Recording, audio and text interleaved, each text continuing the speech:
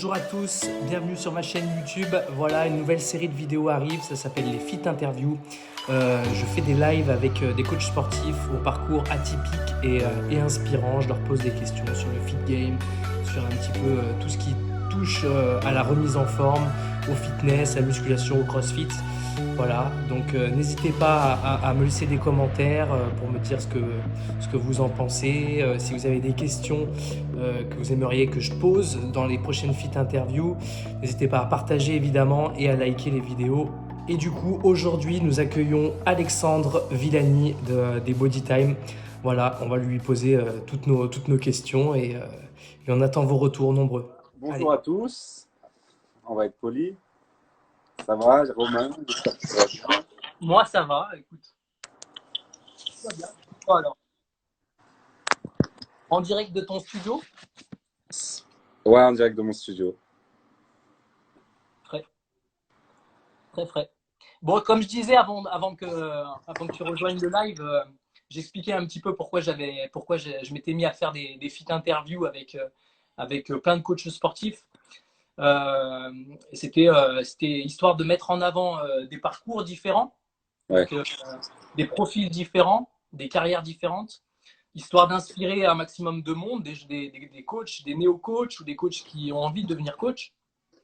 Parler de choses qu'on ne parle pas habituellement, tu vois, et souligner aussi l'importance de la formation tout au long de notre carrière. Ok. Voilà. Donc, je vais te demander de te présenter, même si tout ça, moi, je le sais, mais peut-être que d'autres ne savent pas ton âge, tes origines, ton diplôme. T'as fait un BPGEPS, toi, non? Non. Et Je m'appelle Alexandre Villani, j'ai 31 ans. J'ai un DEST métier de la forme que j'ai fait à l'université Lyon 1 à la Doua, avec toi-même. c'est ça. Voilà, c'est d'ailleurs là-bas qu'on s'est rencontrés. Voilà, je suis coach sportif, youtubeur, entrepreneur. Voilà, tes business, ton activité actuelle, c'est quoi? C'est la vente de programmes de fitness, musculation, de vêtements de fitness et de musculation.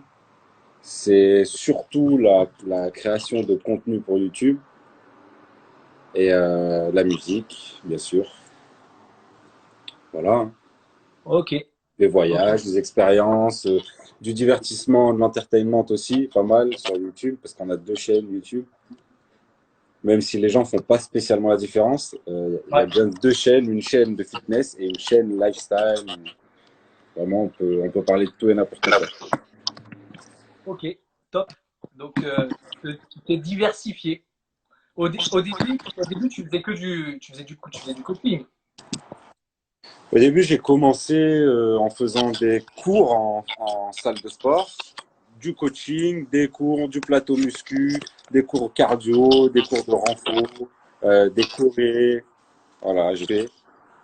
Ensuite, on a créé un club de fitness en plein air avec PJ pendant un bon moment. Ensuite, les vidéos YouTube, le coaching, puis les vidéos YouTube qui amènent pas mal de coaching et au final qui demandent aussi beaucoup de suivi à distance jusqu'au moment où on a décidé de faire plus que ça. Ok. C'est-à-dire essayer de toucher le plus de gens possible, essayer de venir en aide au plus de personnes possible et d'être le plus influent possible dans notre domaine. Tu vois. Ok. Et donc, la solution, c'était d'utiliser les outils comme YouTube, comme les réseaux sociaux pour pouvoir vous développer et vous faire une vitrine, quoi. C'était plus à la base, on s'en est pas servi pour ça et on s'est rendu compte qu'il y avait peut-être moyen de faire quelque chose. Nous, on s'en est servi de YouTube à la base, je sais pas si tu te souviens, mais c'était pour nos clients en coaching, c'était pour qu'ils puissent faire des séances chez eux plus interactives, c'est-à-dire directement avec nous, les coachs, parce qu'on était là dans les vidéos, on donnait enfin, il y en avait un qui faisait les exercices, l'autre qui coachait. On avait fait ces séances-là sans matériel, ou avec très très peu de matériel pour que les gens puissent les faire chez eux, et on s'en Ouais. servait pour nos clients. Et bien sûr, on se rendait compte qu'il y avait 300, 400, 500 vues, 1000 vues, alors qu'on n'avait pas autant de clients que ça en physique. Mhm. On se rendait compte qu'en physique, bah, tu peux pas coacher même 300 personnes, tu peux pas. Ah Tu ouais, peux pas non. voir 300 personnes dans la semaine et les coacher. Donc voilà, on s'est rendu compte qu'il y avait des gens qui s'est intéressés. On a commencé à faire des programmes à distance. On a vu ce que ça donnait, que ça fonctionnait. Voilà, on s'est perfectionné là-dedans et on a essayé de se développer au maximum là-dedans. Et c'est ce qu'on fait toujours aujourd'hui. Ok, top. Et alors, pour parler un petit peu de tes objectifs, enfin, on va parler de toi parce que je pense que la semaine prochaine, je ferai PJ. Parce que vous avez aussi une façon de penser qui doit être différente. Quels étaient tes objectifs quand tu t'es inscrit au DEST? C'était pourquoi? Pour devenir coach sportif? Tu avais une idée en tête de ce que tu voulais faire au final ou pas? Bah, je savais pas vraiment ce que je voulais faire quand j'étais au lycée. Ouais. Et je savais que mes parents ils avaient un commerce, moi, une pizzeria. Et je savais que j'aimais bien le relationnel avec la clientèle, tout ça. Les salles de sport, et la muscu. En fait, le fait juste d'être stylé, d'être musclé, tu vois. En plus de ça, tu tiens une salle de sport, c'est ton métier. Au final, tu es sûr. Enfin, dans ma tête, je me disais, si je fais ça, physiquement, je suis bien, j'ai un commerce, je peux faire du business. Tu sais, c'est ouvert à n'importe quelle possibilité, tu vois. Donc, à la base, moi, je suis arrivé, et quand j'ai dit à la conseillère d'orientation, j'ai dit, moi, j'aimerais bien avoir une salle de sport, une salle de musculation. Je ne dis pas de muscu, hein. Ok. J'étais déjà allé dans une salle de muscu parce que mon père il m'y avait amené une fois quand j'étais petit, tu vois, et j'avais toujours Ouais. ce souvenir-là. Et j'ai toujours, c'était l'époque, tu sais, triple X, une diesel, tu vois, stylé, Ouais. les pecs et tout. Et donc voilà, tu sais, bon, bah, j'ai commencé à faire un peu des pompes, des tractions, tout ça, tu vois, à la fin du lycée, machin. Je lui ai dit ça à la conseillère d'orientation. Et elle m'a dit, bah voilà, parce que moi, ce que je ne lui ai pas demandé, je vais être coach sportif. Mhm. Tu vois, dans ma tête, le truc, c'était pas je veux coacher des gens, tout ça, je voulais avoir une salle de sport à moi. Et elle me dit, bah, donc voilà, pour faire gérant de salle de sport, le meilleur diplôme qui existe, c'est le DES métier de la forme, parce que c'est un diplôme vraiment qui est professionnalisant pardon, sur le terrain, c'est-à-dire en Ouais. théorie pour tout ce qui est sport et remise en forme, Ouais. mais aussi pour tenir une entreprise. Il y a du marketing, il y a de la comptabilité, etc., qui sont plus poussés que dans d'autres diplômes de coach sportif, quoi. Ouais, ça correspondait plus à ce que tu voulais faire, c'est-à-dire ouvrir une salle de muscu, quoi. Voilà. Après, je me suis rendu compte pour les tests physiques qu'il fallait faire du step, tu vois, des Ouais. cours chorégraphiés que je connaissais pas du tout.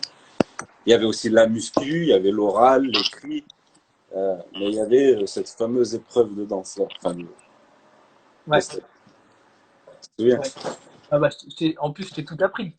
Oui.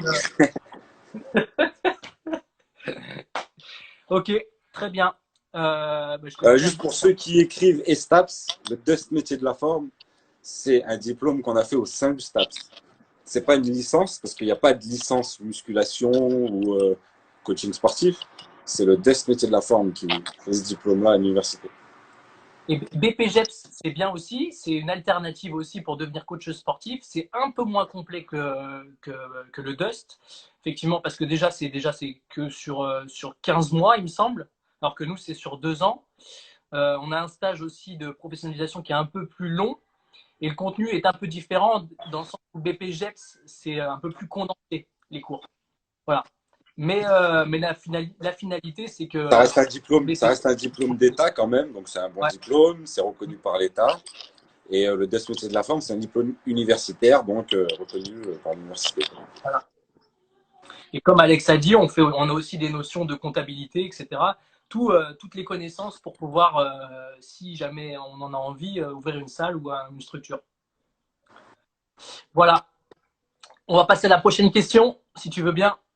Tes 3 plus beaux souvenirs dans ta carrière. Dans ma carrière. Ah bah oui, bah Ah attends, ouais, ça fait combien de temps maintenant? comment?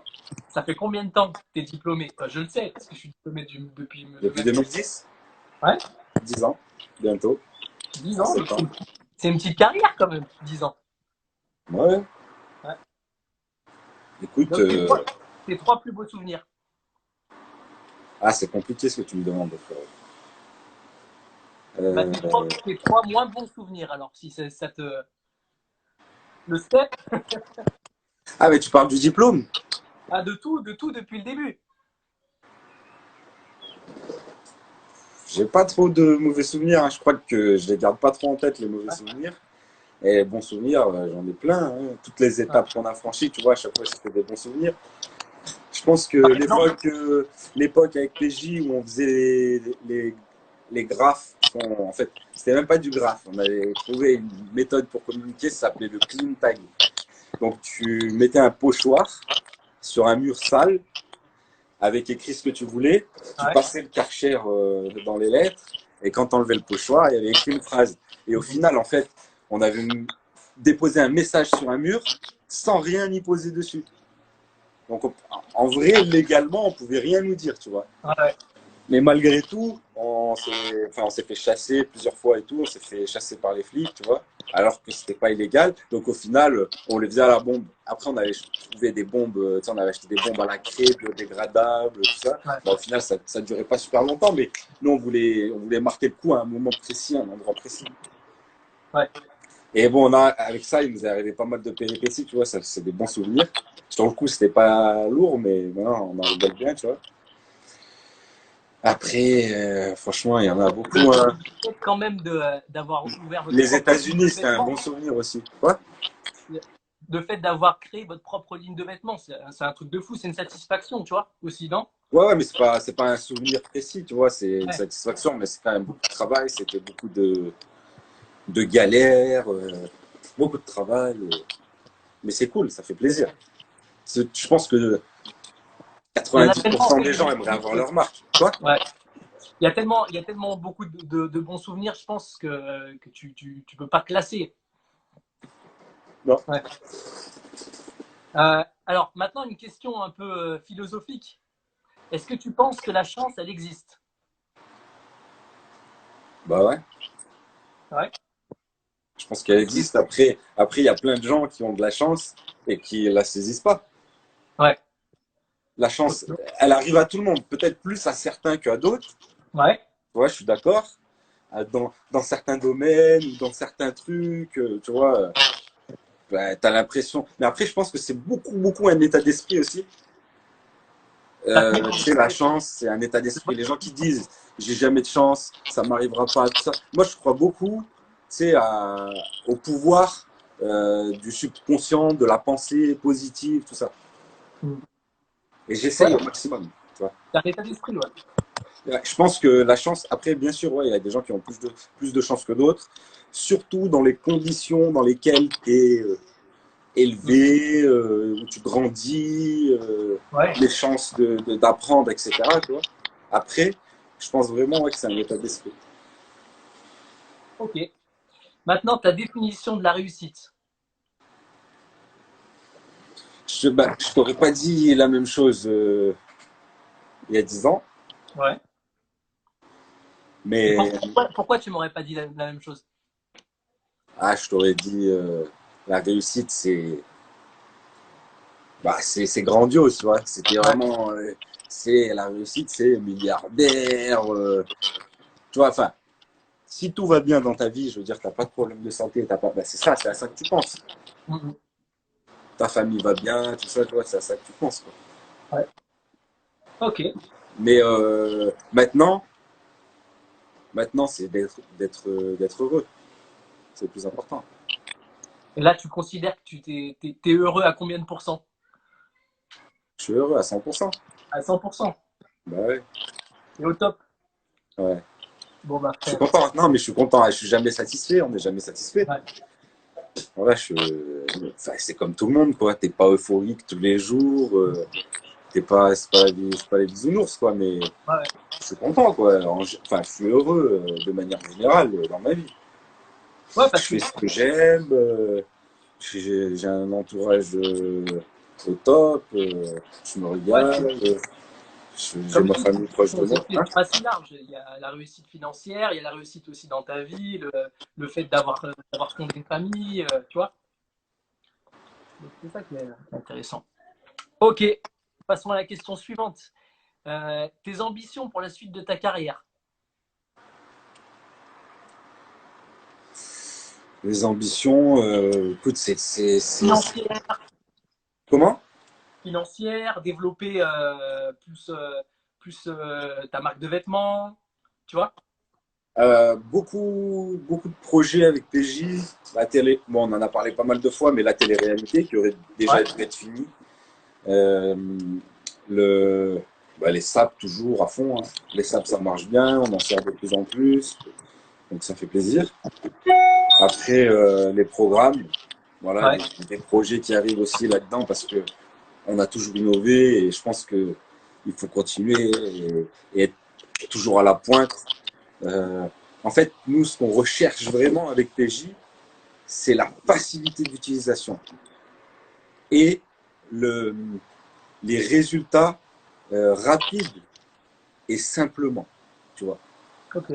Pour Simplifier. monsieur et madame D'accord. qui veulent avoir une vie, euh, enfin, pas une vie qui tourne autour de la musculation, mais que la musculation et le fitness intègrent leur lifestyle, tu vois. Vraiment, le Ok. but, c'est que, c'est pas que tu manges, tu vis fitness, musculation. Enfin, il y a des gens qui sont comme ça et tant, tant mieux pour eux s'ils sont heureux. Mais nous, c'est vraiment pour les gens qui font, voilà, qui ont plein d'autres euh, centres d'intérêt, d'autres passions et qui aiment bien le fitness, mais Ouais. sans y être euh, Ok. dévoué, quoi. Voilà, qui utilise le fitness comme un plus pour bien vivre et puis pour être épanoui, quoi. Voilà. Et, Tu vois, tu tu sais très m'entends? bien qu'on n'est pas dans les compétitions de fitness, Ouais. on n'est pas dans la performance à un moment donné. Voilà, le but, c'est d'être bien tout le temps, d'être en forme tout le temps. Mais ce qui est intéressant, c'est dans votre profil, dans ton profil, c'est que voilà, tu fais des programmes, comme tu dis, qui sont accessibles à beaucoup de monde, à monsieur et madame tout le monde, comme tu as dit, et qui rend accessible justement le fitness et le sport en général accessible à beaucoup de monde, à un maximum de monde. Et il faut de tout, en fait. Parce que moi, quand j'interviewe quelqu'un comme Julien Trainer, tu vois, qui fait la préparation physique pour les sportifs, tu vois, c'est pas du tout le même profil, mais il est spécialisé là-dedans, il fait très bien son travail. Et on a besoin de tous ces profils-là pour pouvoir faire bouger un maximum de monde parce que l'objectif est commun à tout le monde. Exactement. En fait, il y a énormément de coachs, mais il y a de la place pour tout le monde, largement. Parce qu'il y a énormément de profils différents, hein. Il y a énormément de coachs spécialisés différemment. Et je parle même pas que du fond. Je parle même pas du savoir et de la transmission. Enfin, mais surtout de la transmission et de la façon de le faire. Parce que tu peux être très bon, avoir énormément de connaissances et, J'ai et une en question. gros, avoir un discours qui perd les gens, qui ne les aide pas au final. Et c'est là en fait, toute la subtilité du truc. Ce qu'il faut trouver, c'est tu vois, Le le bon bon discours. mix, le bon discours et le bon mix entre le savoir que tu veux transmettre et la facilité avec laquelle il va être pris. Ouais. Et donc, il faut avoir ce combo-là pour marcher, je pense. D'ailleurs, ça Mais peut par me contre, il y a faire. de la place pour tout le monde et il y a plein de bons coachs, Ah énormément oui. de bons coachs. Moi, j'ai une question. J'ai une question qui peut être une question piège. Tu me dis si tu n'as pas envie d'y répondre, hein, mais penses-tu qu'une personne ayant 15-20 ans d'expérience, mais pas de diplôme, puisse être meilleure qu'une personne qui vient de sortir d'un Dust, qui a 1 an d'expérience? Ouais, Ouais, tu peux. bien sûr. Mm. Énormément, direct. Et je pense même que quelqu'un qui a 15 ans d'expérience, enfin, je pense que ouais, la plupart du temps, quelqu'un qui a 15 ans d'expérience, déjà, s'il a 15 ans d'expérience, qui travaille là-dedans depuis 15 ans, qui dure, parce que c'est un métier, il faut savoir que les coachs sportifs, c'est pas un truc de vieux. Ouais. Tu vois, ça le deviendra peut-être, mais parce que ça n'existait pas aussi à l'époque, tu vois. Mm. Ça le deviendra peut-être. C'est comme le rap, au début c'était un truc de jeune, maintenant les premiers qui rappaient, maintenant ils commencent à être plus tout jeune, tu vois. Mais Ouais. c'est pareil. Ouais, parce que tu vois, on peut faire le parallèle par rapport aux footballeurs. Tu vois, il y en a plein qui sont commentateurs de foot, tu vois, de matchs de foot, sans pour autant avoir passé des diplômes de mecs de la télé, tu vois. Pareil, les entraîneurs. Alors après, les entraîneurs, je pense que c'est différent, tu vois, comme Zizou qui a fait l'effort de passer une formation, etc., pour pouvoir coacher son équipe du Real, tu vois. Mais ma question, en fait, c'était plus est-ce que les années font foi de comment dire? Est-ce que tu peux coacher quelqu'un sans formation, juste avec tes connaissances? C'est interdit. Ouais, c'est interdit, mais ça se fait. C'est interdit. Il y en a plein qui le font. C'est interdit. Moi, franchement, je suis diplômé. Je pourrais te dire, ouais, c'est scandaleux, tout ça. C'est pas scandaleux, c'est pas bien, c'est pas, tu vois, c'est pas grave non plus. C'est interdit. Normalement, tu le fais. Les mecs, ils risquent, ils risquent de se faire lever. Après, libre à eux de le faire. De toute façon, si t'es pas bon, ça durera pas longtemps. Voilà. Si t'es pas bon, Ouais. ça durera pas longtemps. Et puis les gens vont s'en rendre compte. Et puis je conseille à tous ceux qui font ça de passer un diplôme ou même une formation pour avoir un minimum de connaissances. Parce Ouais, que ouais. tu peux avoir de l'expérience, mais tu dois savoir que même avec toute l'expérience que tu as, tu n'auras pas un panel assez large pour connaître vraiment comment fonctionne le corps humain, juste en entraînant des gens. Après, si toi, tu te tiens un jour, parce qu'il y a ça aussi, Ouais. les mecs qui sont Ah diplômés, oui. nous on en connaît plein, même qui étaient à la fac avec nous, qui sont sortis, ils avaient les connaissances. Si derrière, tu n'apprends plus rien, Ah oui. tu mentes pas, tu regardes pas les nouveautés, les nouvelles études qui sortent, bah, tu deviens mauvais. Ouais. Ce qui est important dans ce que tu dis, c'est qu'il y a la formation qui te permet d'être dans ton droit pour pouvoir conseiller, pour pouvoir coacher, encadrer. Et il y a la formation après, c'est-à-dire te tenir informé comme tu dis, des nouveautés, des mouvements à la mode aussi, des entraînements à la mode. Et c'est ça qui va te permettre de durer dans le métier, qui va te permettre de rester à la page et de t'adapter aux personnes que tu as en face de toi. Moi, je le comprends comme ça. Qu'est-ce que tu en penses? Ouais, moi je pense pareil que toi, hein, franchement. Après, ça pose pas de problème que quelqu'un donne des conseils parce que ça fait 15 ans qu'il fait de la muscu. Après, je pense que ça pose un réel problème s'il commence à essayer de vendre des trucs, tu vois. Déjà, Faut d'une, il n'est savoir que pas la dans son muscu droit. aussi, faut savoir que la muscu aussi, c'est un truc où tout le monde veut donner des conseils et Ouais. tu vois, tout le monde veut conseiller à la salle, quoi. On l'a tous, de toute façon, on a fait des vidéos dessus et tout, mais on a tous le vieux qui fait 15 ans de muscu qui dit qu'il faut pas remonter en haut sur un toucher, qu'il faut bien descendre, tu vois. On l'a tous celui-ci, qui veut donner des conseils parce que, soi-disant, il a plus d'expérience que toi. Ça bug. Bon, Ouais, ça a bugué un petit coup. Ok, est-ce que Alex, tu as un message aux coachs et aux personnes qui ont envie de devenir coach sportif? Aux nouveaux coachs et aux coachs qui ont envie de le devenir. bah, au nouveau coach, bienvenue. Faites-vous Il y a de plaisir. la place pour tout le monde.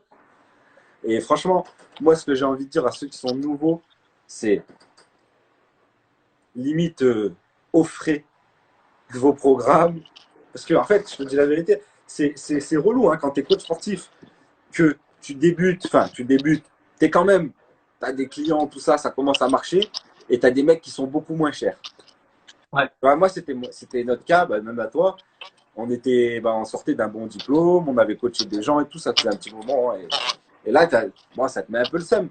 Mais en même temps, tu sais, c'est ça, c'est la loi de l'offre et de la demande. Il n'y a pas un syndicat qui fixe les tarots. Donc, au final, il vaut mieux eh ben, monter tes prix quand ta demande, elle augmente. Mhm. Moi, je pense que c'est ça, tu vois, qui nous a fait réussir. C'est que au début, nous, bah, je sais pas si tu te souviens avec PJ, on offrait des séances d'essai à mort, quoi. Tous Ouais. les gens qui voulaient une séance d'essai, ça veut dire que je te coach pendant 1 heure, gratuit, tu vois, Mais ça, et, c'est beau, quoi. et Ouais. jusqu'à prendre des gens gratuitement pour les transformer physiquement et avoir bah, leur avant-après. En gros, on leur disait, voilà, bah, je te coach gratuitement pendant tant de temps. À la fin, bah, tu me donnes ton... Est-ce que je peux me servir de ton image pour montrer mon travail, tout ça. Et les avant-après, Mhm. c'est exceptionnel. Ça parle à beaucoup de monde, ouais. Ouais, ça parle plus que n'importe quoi. Mhm. Et ce qui est important dans ce que tu dis, c'est que le fait d'offrir des programmes au début de ta carrière, tout c'est déjà fait. Et il y a beaucoup de coachs, il y en a énormément qui proposent du suivi à distance, qui proposent des programmes. Ça peut être une forme de vitrine pas chère pour pouvoir te faire ta place et faire parler ton travail, tu vois, pour pouvoir te faire connaître puis gagner en crédibilité, en visibilité, je pense. Donc ça peut être une méthode pour pouvoir être plus visible. Parce que comme tu dis, un avant-après, ça parle à beaucoup de monde. Ouais. Yes. Alors maintenant, pour terminer, est-ce que tu as un message à ton army? Parce que je sais ils sont tous confinés et que vous proposez quand même des programmes à la maison. Mais est-ce que tu as un message à leur faire passer à tous tes élèves, Bah, tu sais, moi, ceux de l'army, ils reçoivent tous les messages enfin, qui sont dans le programme, parce que le programme, c'est pas juste des exercices, j'explique que bah, moi, comment ça se passe pour moi en ce moment, qu'est-ce que je fais. En l'occurrence, rien du tout, depuis 3 mois. Donc voilà, tu vois. Donc je leur ai expliqué, ils savent. Après, dans les vidéos et tout, on en a parlé. Donc tous les mecs de l'armée, ils suivent, je sais, ils sont au courant, mais voilà, moi, enfin, ils ont le programme, ceux qui ont du matériel. Moi, je fais le programme quand même tous les mois, c'est-à-dire comme si enfin, comme si je m'entraînais. Je l'établis comme si je m'entraînais, etc. Je leur explique tout. Je le fais pas, ils le savent. Moi, je fais quelques séances du programme Wolf. Là, je t'avoue qu'aujourd'hui, ça m'a donné vraiment envie de reprendre parce ouais. que, au vu de la performance, tu vois, si on peut appeler ça comme ça. Mais voilà. Après, ton physique, il a pas beaucoup changé. Si, si, si. Après, voilà, en vidéo, tu sais, je suis pas non plus tout maigre, quoi. Et en 3 mois, je vais pas perdre tout ce que j'ai fait depuis toutes ces années. Mais Ouais, par après, contre, c'est. là, je Moi, pensais pas que la perf allait être si mauvaise, de loin. Mais après, gros, j'ai vraiment tétanisé, c'est-à-dire que j'arrivais plus à faire une pompe. J'arrivais plus du tout. alors, plus dur que Donc ça, c'est pour ça. Et vu que le je me suis challenge burpees. acharné, je voulais terminer le défi à tout prix, ça a pris 2 heures. Ouais, Et c'est pas des pompes, quoi. C'est j'ai essayé de remonter. Tant des bien. vagues. Ouais, des vagues. Et plus dur que le challenge burpees, alors. Mais 1000 fois. Ah ouais? Et les burpees, à part Alex Levent, il n'y a personne qui a fait mieux. Et pourtant, je m'entraîne pas, tu vois. Ouais, c'est vrai. Ouais, je Bon, dis pas bah, que je suis moi, une machine, hein. Attention, c'est juste que c'est pas le cardio. Là, c'est vraiment, j'ai tétanisé musculairement. C'était mort, je pouvais plus rien faire. Pourtant, je suis pas parti sur une grosse cadence. mais les burpees, l'ayant fait, déjà, c'est du mental. Ouais, c'est C'est sûr. différent. Tu fais une pompe toutes les 5-6 secondes, allez, 4-5 secondes, et tu arrives en bas, d'en haut, tu as de l'élan, tu rebondis au sol, c'est pas la même chose, quoi. Ouais, ouais. Non, c'est pas pareil, ouais. Et puis, tu tétanises pas, comme tu dis. Je Non, pense que les pompes, c'est pas. tu tétanises des épaules, des bras, Bah, c'est là, pas je mal. te dis, tu sais, je suis.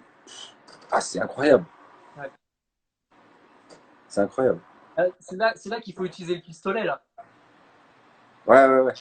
Masser, masser les Mais je épaules. voulais le faire pendant, j'arrivais même pas à le tenir tellement que mes épaules, elles étaient mortes. Ouais. Ouais, après, c'est pas une perte dégueu non plus. Je veux dire, t'as pas lâché, c'est l'essentiel. Ouais. Est-ce que C'est tu la penses moindre des choses. C'est pas l'essentiel, c'est la moindre des choses. parce que comme tu dis, c'est de la hargne qui t'a fait terminer le challenge. Mais est-ce que le fait d'avoir arrêté la muscu, tu penses que ça a joué là-dessus, sur l'endurance de tes épaules et de ta poitrine, tes pecs? Bah, je saurais pas te dire. En tout cas, c'est une perf dégueulasse. Ouais. Voilà.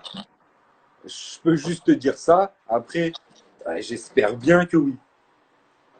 On verra bien. De toute Ouais, mais c'est pas façon, long. gros, maintenant que j'ai fait ça, je me suis affiché, en quelque sorte, hein, je me suis affiché parce que je l'ai bien voulu. Euh, enfin, parce que je l'ai bien voulu en même temps.